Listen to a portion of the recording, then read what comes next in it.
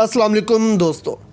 इस वक्त फ्रांस में लाखों लोग सड़कों पर हैं सिर्फ एक बिल की वजह से।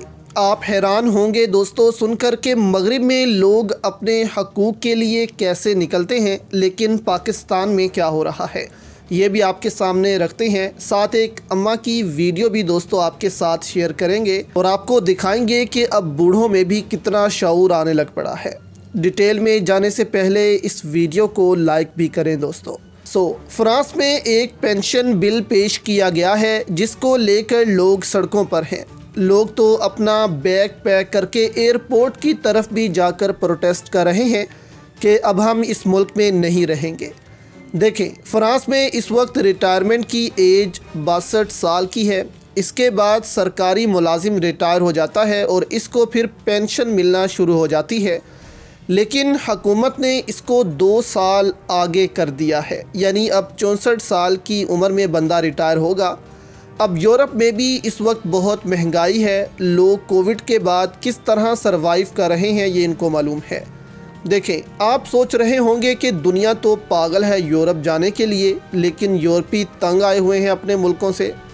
तो देखें, बेशक वहाँ लाइफ अच्छी है, आप जो टैक्स देते हैं वो आप पर ही लगता है, लेकिन इस वक्त आप कह सकते हैं कि वहाँ की आवाम कुछ सेव नहीं कर पा रही, सब कुछ घर पर लगता है। नहीं तो हर साल यूरोपियंस अपनी सेविंग करके सैरो तफरी पर निकलते थे, लेकिन पिछले 2 सालों से वो ये नहीं कर पा रहे, या इस सेविंग को कहीं और यूटिलाइज़ करते थे, इन्वेस्ट करते थे जिससे इनको प्रॉफिट मिलता था, लेकिन कोविड के बाद अब वो ये नहीं कर पा रहे।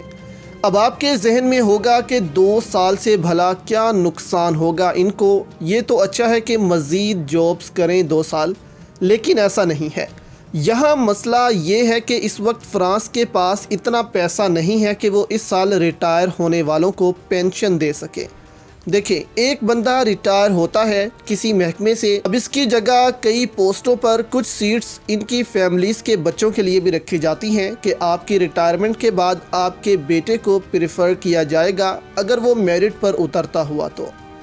अब जिसने रिटायर होना है इसने अपनी पेंशन हासिल करनी है और साथ इसके किसी करीबी को नौकरी भी मिल जाएगी, तो इसकी फैमिली थोड़ी सुखी होगी।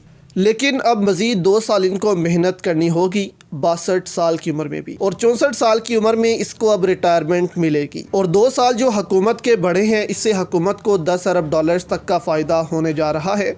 इनको पेंशन्स नहीं देनी पड़ेंगी। तो आप देखें, इस वजह से वहाँ लाखों लोग सड़कों पर निकल आए हैं।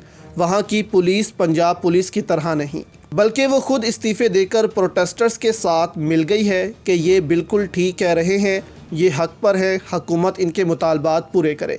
यानी कि आप देखें कि इससे पुलिस वाले भी अफेक्ट हो रहे हैं। जिस पुलिस वाले ने 62 साल की उम्र में रिटायर होना था, अब वो 2 साल मज़ीद काम करेगा।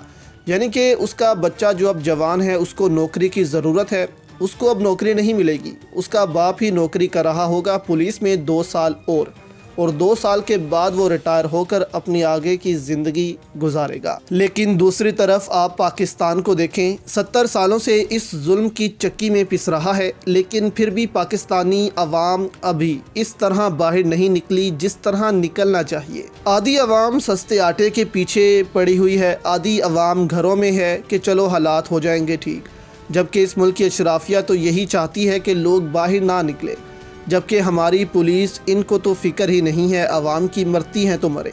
स्ट्रेट फायर किए जाते हैं जब अवाम प्रोटेस्ट करती है। आप देखें कि हमारी पुलिस के घरों में भी क्या खुशहाली है, कोई भी नहीं। ज़मान पार्क में जो कुछ हुआ, गरीब पुलिस वाले आए और जूस बोतलों के डब्बे उठा कर ले गए, कुछ चीज़ें उठा कर ले गए कि चलो हमारे काम आएंगी। इस तरह के हालात हुए पड़े हैं, लेकिन फिर भी ये अवाम का नहीं सोच रहे बल्कि हुक्मरानों का सोच रहे हैं। आप इस अम्मा की दोस्तों वीडियो देखें, ये अम्मा बहुत से पाकिस्तानियों से ज़्यादा शऊर रखती है। और मरियम नवाज जो है इमरान खान की चुगलियां करती फिर रही है, उसको बदनाम कर रही है। क्यों कर रही है उसका बदनाम, क्या चाहती है वो है?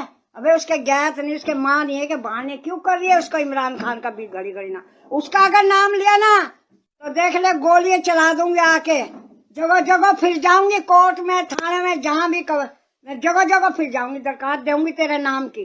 क्यों उसका बदनाम करती है, क्या चाहती है उससे है?